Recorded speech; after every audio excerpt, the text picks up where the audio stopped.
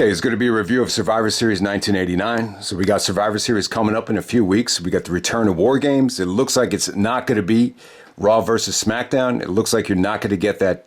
Obviously, you can't do it now with Roman as undisputed champion, but you're finally not going to get that champion versus champion match. That definitely ran its course. I think that really would have worked, back in the day if they did like Brock versus Triple H, but the last few years, I just don't think it's worked. It just hasn't felt important. So yeah, man, I'm excited about some of the changes to Survivor Series. I think out of the big four, this is the one that definitely needed to be revamped. So yeah, lots of stuff to look forward to the rest of the year. But we'll take it one show at a time. So let's go back to Survivor Series of 1989. Show took place November 23rd, 1989, from the Rosemont Horizon, Chicago, Illinois. The attendance was 15,294. The pay-per-view buy rate at the time was 385,000. This took place on Thanksgiving night. We learned about the Starrcade situation. One of the reasons why they decided to run Thanksgiving had to do with Starrcade. I don't want to get into the whole thing, but I just don't think running a pay-per-view on Thanksgiving is smart, especially nowadays with the NFL. I think that would be suicide if they had done that. But yeah, I mean, people are traveling on Thanksgiving. I mean, what are you going to do if you're stuck at a house full of people that don't like wrestling? It's just like, how are you going to actually watch the show live? So down the road, they actually dropped that and started. I think in 1995 they moved it to Sunday, but I get why they did it, and I think this was more of a tradition in the NWA in the South. It might have worked for the NWA back in the day, but I think earlier on the Thanksgiving theme, the marketing of the early Survivor Series were definitely very well done. So yeah, with Survivor Series 89, I mean, there's a lot I liked about it. I don't think the show is going to be for everybody though. I love the opening theme song with the saxophones and Vince McMahon doing the promos. I love the fact that, each and every one from the roster was able to cut promos on this show. I thought the teams were very well defined. You had 10 teams, you have 40 guys. Each team got like its own name. You had the Ultimate Warriors, the Brude, the Hulkamaniacs, the King's Court, just very well put together in terms of the cohesiveness of the teams. What I think you really could have done here, I think you really could have had a monster main event where you took the top 5 baby faces and the top 5 heels, and this still might have held up. You definitely had the star power here to pull off the most star-studded, 5-on-5 Survivor Series main event that they've ever done. I'm not going to get into. I'll give you my teams at the end of the video. I'll give you my dream, main event for 1989 had they won in that direction. I think they could have topped any Survivor Series ever in terms of star power, maybe even 2001's, when we're just talking about star power here. But I think what really hurt the show is it's just an inconsistent mix of talent because they went in this direction. They went with the 10 best captains here. And, you definitely have good talent in each and every match, but you also have a lot of talent that definitely brings the matches down. But yeah, I still agree, though. I think the early days of Survivor Series, they worked really well because, it was all elimination matches. It's only 4 or 5 matches, and each and every match gets time. Every single match on this show got over 20 minutes. I think the problem with WrestleMania was, you would have 14, 15 matches and everything was just cut short and no one would get time to get into a rhythm. Here, each and every match, it just felt like it was allowed to unfold. So you still had a really good show. I mean, I think what this Survivor Series was lacking compared to 87 and 88 is you just didn't get that one tag team showcase. Like I remember 87 or 88, you had one with like the Rockers, the Hart Foundation, the British Bulldogs, Demolition, and it was just such a great mix of talent. You didn't really get a tag team showcase here. So that might be another reason why 1989's is a little bit looked down upon. But I still thought this was a fun show. Extremely, really, really fun to sit through. All right, so let's go through this thing. We have the first match tonight. We have the Dream Team. Dusty Rhodes is the captain here. We got Dusty, Brutus Beefcake, the Red Rooster, and Tito Santana. Red Rooster's actually Terry Taylor, taking on the Enforcers, captained by the Big Boss Man. See, these team names are really cool. Enforcer, you get it. Big Boss Man is,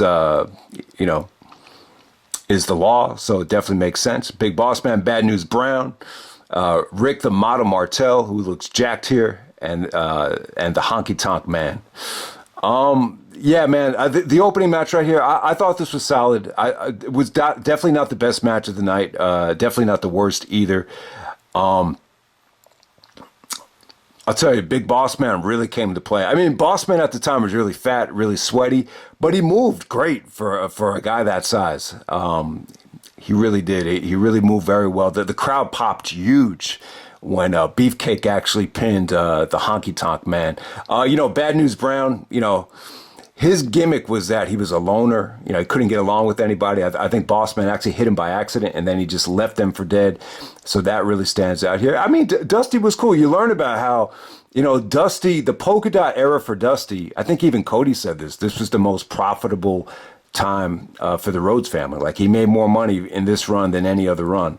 There's a lot of people that don't want to believe it, but it's actually true. So, but yeah, I mean, you had a nice mix of talent here. Tito and Rick Martel going at it was great. Like I say, man, these teams are very well put together because you had guys still feuding with each other, and they were able to go up against each other. Like Tito and Rick Martel would definitely be an example of that. The sole survivors here ended up being Dusty and Brutus Beefcake. Dusty actually pins Big Boss Man with the cross body. But then Boss Man gets the last laugh and whips the shit out of Dusty with the nightstick. Dusty actually gets opened up from one of his older wounds from the eye. So and then Boss Man cuts a pretty good promo backstage after the match was over. So we move on from there. Next up, you got the Macho King, Randy Savage, taking on the Canadian Earthquake. So this is when Earthquake had the Canadian flag on his singlet. Then you had Dino Bravo and Greg the Hammer Valentine. They're taking on the 4x4s. Once again, another great team, man. You got another great name. You had Jim Duggan, Bret Hart, Ronnie Garvin, and Hercules. They cut a promo. Each and every one of these guys had a 4x4 in the promo, so that was fun. It was cute, and definitely worked. All right, so once again, this is another mixed bag of talent here. You had guys that really brought the match down. The problem is Hacksaw Jim Duggan, he's the last guy surviving for his team. And I don't know, man, Duggan just wasn't a great worker. So, that really kind of brings down the match. What really stands out here is Bret Hart and Randy Savage. When they both got tagged in, I think Bret even said it in his book, like Savage, could really, feel the crowd here. And after the night was over, he actually went up to Vince and said, I need to be working more with Bret. And, this is really, it's funny. They actually split the Hart Foundation up on this show, and it really worked. It really kind of set up a match between Bret and Randy Savage. I really think they already wrestled at this point, though, but apparently this actually led to another match between them down the road. But yeah, I mean, both guys look great here. Savage was definitely the MVP in this match. Bret was actually suffering from a broken sternum here. If you watch the Wrestling with Shadows documentary, Dino Bravo actually broke Bret's sternum, and when he threw him into the steel railing a couple weeks earlier, so he's still selling that. But yeah, it worked because Bret and Dino were on opposite teams here, so that was really cool. But yeah, I mean, it really came down to so Bret actually gets pinned by Savage. When Savage did the elbow drop, he actually the elbow actually goes into Bret's sternum, and you could see it. Bret looks like he's in pain when he takes the pinfall there. But it came down to Jim Duggan, going up against Savage, Earthquake, and Dino Bravo. It was like a 3-on-1. And then Sherry actually lowers the rope, and Jim Duggan gets counted out. So yeah, I mean, the match could have been better, but obviously the highlight of the match is definitely Savage going at it with Bret. you just wish there was more accessible matches between them. And you always say to yourself, man, how come they didn't get more out of that combination? That combination should have main evented WrestleMania 9. I know Savage is, well past his prime at that time, but. And, I want to give a shout out to the Greg the Hammer Valentine and Ronnie Garvin. They worked really well together. They must have known each other from the NWA or something, because whenever they were in the ring together, it was nasty. It was stiff. It was crazy, what they did to each other. So you got a little bit of a taste of it there. But, yeah, arguably arguably the best match of the night, no doubt. Next up, you got the worst match of the night. You got the Hulkamaniacs of, Hulk Hogan, Jake Roberts, Axe and Smash of Demolition, taking on the $1 Million team of DiBiase, the Warlord, Barbarian, and Zeus, who's actually played by Tiny Lister Jr. here. Anybody have seen Die Hard with a Vengeance? That Samuel Jackson scene with Bruce Willis in the cab where, Bruce Willis keeps calling him Jesus. He says, "Do I look Puerto Rican to you? My name is Zeus." So every time I see Zeus, you think of that scene. But, God, he was a monster here. But, the funny thing is, they're still building to that Saturday night's main event where I guess they call it No Holds Barred. It's actually a tag match. And that's the reason why Hogan, wrestles in the middle of the show here. They actually tape a backstage segment to hype up the Saturday night main event No Holds Barred tag match. So that's why Hogan is on in the middle of the show. And I definitely think it was the right call. It definitely worked. So Zeus is actually disqualified because he doesn't release the choke on Hogan. So he's in there for like 2 or 3 minutes. He had the easiest job in the world. His gimmick was just to no sell and just choke guys. So that's pretty much all he did right there. But most people know Zeus from Friday. Tiny Lister Jr. He was the big villain from Friday. He was also in Jackie Brown. His name was Winston, and Samuel Jackson was in that as well. And you love their chemistry every time they talked on the phone. I'm not going to go into it now, but yeah, it was. He was an awesome actor. He really was. Rest in peace to him. I don't think he got enough credit, and he was a monster too, man. And once Zeus was eliminated from the match, it really lost its luster. They couldn't recover from it. And I'll tell you what, this might have been the longest match that I think Hogan ever had. And as the match went on, the fans just weren't gravitating towards Hogan like they were in the first couple of minutes. I think he really needed that villain. At the time, I don't think they really saw DiBiase as a threat to Hogan. So even though it came down to those two guys, yeah, I mean, the match kind of lost its luster. DiBiase gives him a backdrop driver at the end of this thing, and Hogan actually no-sells it and hulks up out of the backdrop driver. Yeah, I mean, it was just pretty generic. I got to say, Hogan was not the most over guy in the show. I might even say that Jake the Snake Roberts, might have had Hogan here just in terms of, popularity. I thought Jake was great. Every time he got tagged in, the crowd was going crazy for his punches. They really did a nice job of setting up Jake and DiBiase for WrestleMania 6. They had a really good feud and program going into that show where Jake cut some, actually realistic and believable promos. So, Virgil comes out and, that's what kind of cost, Jake the elimination there with DiBiase capitalizing on the Virgil interference. But yeah, I mean, just a lot of lethargic guys in this match. I got to say, Demolition and the Powers of Pain. They have that whole Mr. Fuji going on where Mr. Fuji, turned on Demolition. But at this point, it just that situation definitely lost its luster. Those guys were just kind of, slow, lethargic, nothing pretty from Demolition, just a lot of punching and kicking. And, yeah, man, I mean, just a chore of a match to watch. I don't think it's as bad as most people make it out to be, but I definitely think it's better than a 1.5 stars. I probably give it at least 2.5. I think people are a little bit harsh on it, but yeah, not a great showcase for Hogan. Considering, a lot of people would argue that 1989 was Hogan's most profitable year and most over year. I think I might have to disagree with that, because of matches like this. And next up, we have the Rude Brood. We got Rick Rude, Mr. Perfect, and then we got the Rougeau brothers taking on Rowdy's Roddies. That's another great team name. Both of these team names are great. You got Piper, Snuka, and the Bushwhackers. This is kind of like the Wrestlers versus the Brawlers here. Jesse the Body Ventura, he was great on commentary here. So he really kind of gravitated towards Rude and Piper, or Rude and Perfect, because they're from Minnesota. Jesse the Body's from Minnesota, so he knows those guys very well. So, yeah, the Rougeaus pretty much were out of this thing quickly. They didn't get to showcase a lot of their high flying, so I was a little bit let down by that. This was a tough match because they're following Hogan. It was very heel driven, but it was great for Mr. Perfect, though. This was definitely the Mr. Perfect show. Perfect was the sole survivor. Him and Snuka had some nice back and forth. Snuka at the time seemed like he was tough to move. Just wasn't very fluid. It looked like Perfect was trying to move a rock. But yeah, there was some really good near falls between them. Ultimately, Perfect hits the Perfect Plex, which came off awesome, especially for 1989. The execution of the Perfect Plex came off great. The stuff between Piper and Rude was good. Piper and Rude was a good feud.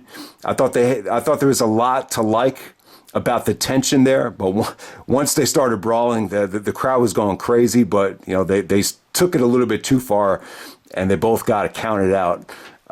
They couldn't control themselves, so that's pretty much how it was. But Perfect gets back when he gets to the back. He celebrates with Rick Rude and Mean Gene and all those guys. So yeah, I thought it was a good match. I mean, it's a little bit tough to sit through because of the burnout factor. But yeah, I mean, they really did a good job of Perfect did a great job of setting the tone for the great year that he would have in 1990. So thumbs up there. I actually really liked the match. Definitely not the match of the night, but good stuff there. Next up, we have the Ultimate Warriors. We got Warrior, Jim the Anvil Neidhart. So yeah, like they split up the Rockers for this show for whatever the reason. And definitely paid off for Bret. I mean, if Savage went up to Vince and said, he wanted to wrestle Bret, I think it definitely led to a lot of good things for Bret down the road. So you got Warrior, Jim Neidhart, Shawn Michaels, and Marty Jannetty, the Rockers, taking on the Heenan family. The Ultimate Warrior and Bobby Heenan hate each other. And and that's what's fun about watching this time. You could definitely feel the heat between some of these guys. Obviously, Warrior and Heenan will be one of them. The other one will be Hogan and Jesse the Body Ventura. When Hogan got the pin on DiBiase, Jesse Ventura just reeked of jealousy. Like you could tell he just hated Hogan. He hated the fact that, the referee cut him some slack by eliminating, Zeus by DQ. I think they eliminated the Powers of Pain by DQ as well. So yeah, man, Jesse the Body just, you could just tell like he legit could not stand Hogan. Obviously, I think I touched on it before. I think it had to do something with the unionizing the wrestlers or whatever. But all right, let's move on to the main event. So with the Heenan family, you got Bobby Heenan. Bobby Heenan is actually taking the place of Tully Blanchard. I believe Tully actually failed the cocaine test, but I thought everybody was on cocaine at the time. So I don't know. But yeah, the Brainbusters, Arn Anderson and Tully, especially Arn Anderson, he was definitely on the way out. The way this match was booked, it definitely felt like Arn was leaving the company. There was lots of tension with Arn and Bobby Heenan, and just the way he was kind of booked here. But yeah, Arn Anderson's a great worker. And so you got Bobby, Andre the Giant Haku, and Arn Anderson here. So yeah, I mean, the fans were a little bit disappointed. Andre was attacking guys at the beginning of this thing before Warrior got down. So Warrior makes a grand entrance, and he clotheslines Andre the Giant out of the ring. Andre actually gets counted out, and some of the fans booed. Like some of the fans were really upset about it. So this was at the time when Warrior and Andre were going 30 seconds every night. Bret Hart actually mentioned that in his Hall of Fame speech. He was like, that was around the time Warrior and Andre were going 30 seconds every night. They just, I get, maybe at the time Andre just didn't have a lot left. Maybe he couldn't, stay out there. But a lot of fans were actually pissed there. So, but I got to say, man, I loved Ultimate Warrior's promo with the Rockers and Jim. I thought it was great. Shawn Michaels looked like a kid when Warrior was cutting his promo, Warrior was talking about how they all were going to bring their organ donor cards, which is really, really funny. So Shawn just looked, he looked happy. You know, this is Shawn Michaels' first Survivor Series, and he's actually in the main event. To think 14 years later, you know, he would steal the show at Survivor Series 2003. So it just showed you how many times Shawn was able to, dominate this match right here. And he was good too. Like the fact that they trusted Shawn to actually go out there in the main event of this show, and he actually got a lot of time out there. It was really good stuff. There's actually sequences where Warrior is actually, gorilla pressing Shawn as a weapon into a crossbody. Several times he did that. So it was cool. I really like the dynamic of Ultimate Warrior and Shawn. I do kind of feel bad for Shawn. You know, he in 1996, he was going to captain his team at International Incident with, Warrior kind of playing a supporting role, and Warrior actually left the company. He was replaced by Sid, so that never happened. But I'm glad they finally got the tag here, and it was really well done. It was a really cool match. I got to say though, Arn Anderson was great. It was cool to see him and Warrior going out. It was like a wrestler versus entertainer, had a unique feel to it. And I'll tell you, from a fundamental standpoint, Arn Anderson was great. Like he reminds you of the purpose of doing a drop toe hold. Like he would do a drop toe hold just to isolate his tag team partner by the turnbuckle. So you almost forget like that's like the whole point of doing that move. And, his spine buster on Michaels was just really, really well executed. That's how Michaels got eliminated. So it came down to Warrior taking on Arn Anderson and Bobby Heenan. I thought Warrior was good here. I thought he definitely got in better shape, over the year. It definitely felt like prime Warrior. I feel like you could argue that Warrior was the most over guy in this show, and he used this momentum. Think about it. Every Warrior's got to follow a lot of star power. He's following Piper, he's following Hogan, he's following Savage, he's following Dusty. I mean, he's following Jake. I mean, he's following a lot of over guys, and the fact that he's still arguably the most over guy out there in the main event, I think it says a lot about the Ultimate Warrior's popularity. At the time. So he actually beats Arn Anderson with the Gorilla Press, and he puts Bobby Heenan away to end this thing. So yeah, the interactions between Heenan and Warrior are just priceless. Like it's tough to know like if Heenan is really hurting. He's actually holding his head at the end of this match, like he's still in pain.